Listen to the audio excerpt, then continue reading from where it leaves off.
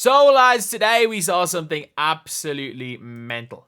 We saw something absolutely mental, and it was just the worldwide reach of Caitlin Clark. She is, and I'm not joking when I say this, the biggest female sports star in the world right now. She is. And that includes Simone Biles. That includes, I'm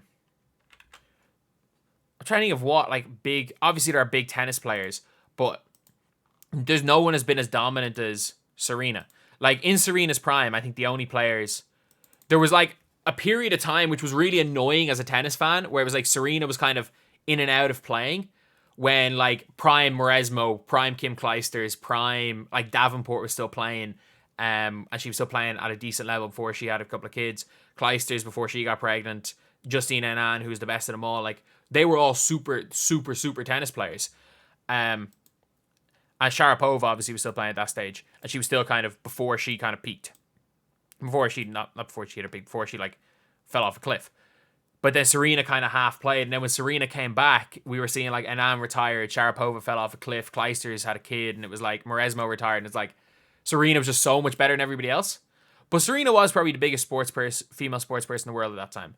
I would say we had, at one stage, there was, like, Simone Biles. Simone Biles was up there too. But as far as female sports person, she's the biggest in the world right now. And she is the biggest female sports person in a team sport ever. Like, she is as important for the sport of women's basketball as any individual athlete has ever been for their sport. And includes Michael Jordan. But this is what I mean by this. We're looking at the news in India.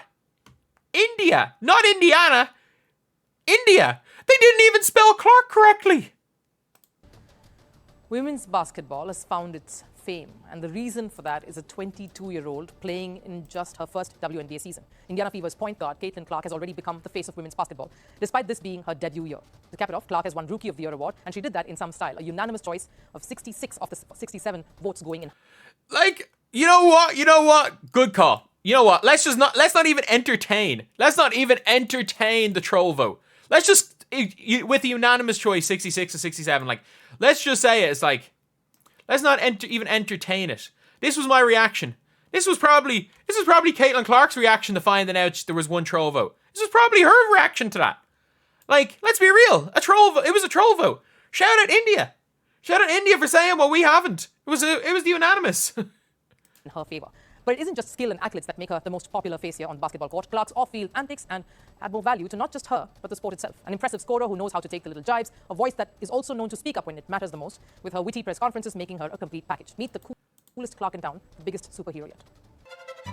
But, like, that's genuinely, it's like, the best part is like, all the WNBA, like, the quote-unquote activism league are like, she needs to speak up more, it's her fault, all of this stuff, it's her fault.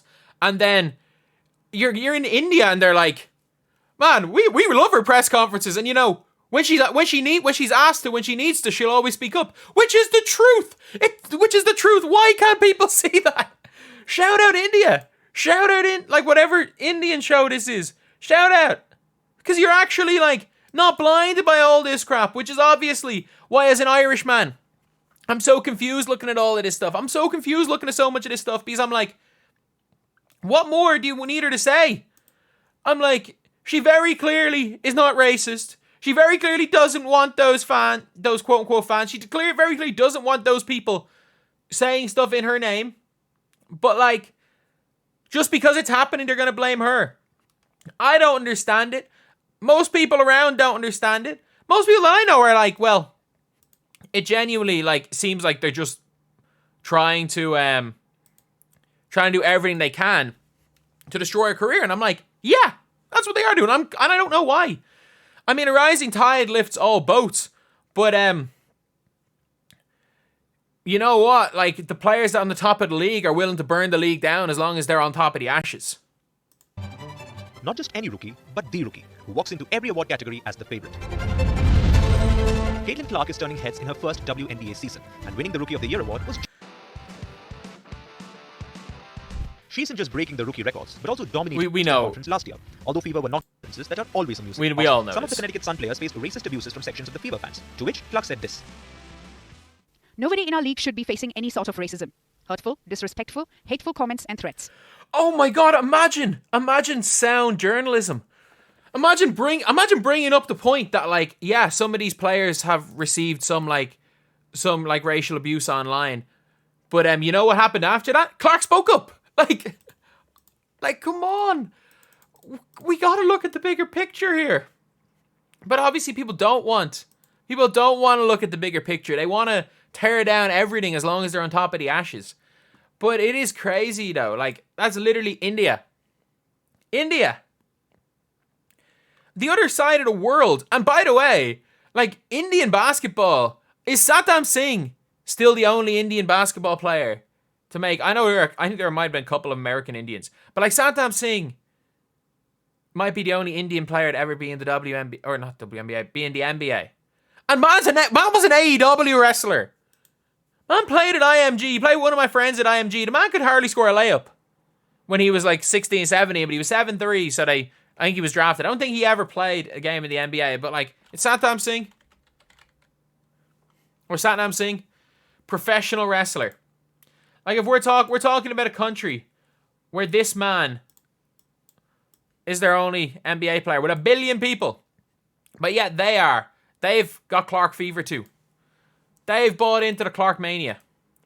But yeah, like, that is a very, very, very, very interesting scenario. Like, we've seen it in France. We've seen it in India. For myself, I'm Irish. People constantly... I'm Irish and I've, like, played decent level basketball my whole life. Like, my friends growing up, I played with the national team. I played top league in Ireland. Like, I played ball at a decent enough level. I coached ball at a decent enough level. So, like, my friends in general, non-basketball friends, if they ever have a basketball question, will ask me about basketball. And getting random messages from people I haven't spoken to in years asking if Caitlin Clark is good, who have no idea who Mick Talks Hoops is, who just know who Mick Curley is. But that is how big a deal Caitlin Clark is. And people do not understand.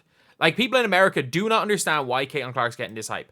Because she has literally, and I mean this, put the WNBA on the map. And all the players have to do is ball out.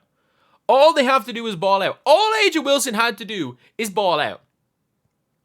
All she had to do was ball out because she won the unanimous MVP. All she had to do is hoop. But now it's looking like she's trying to burn it down so that she's on top of the ashes.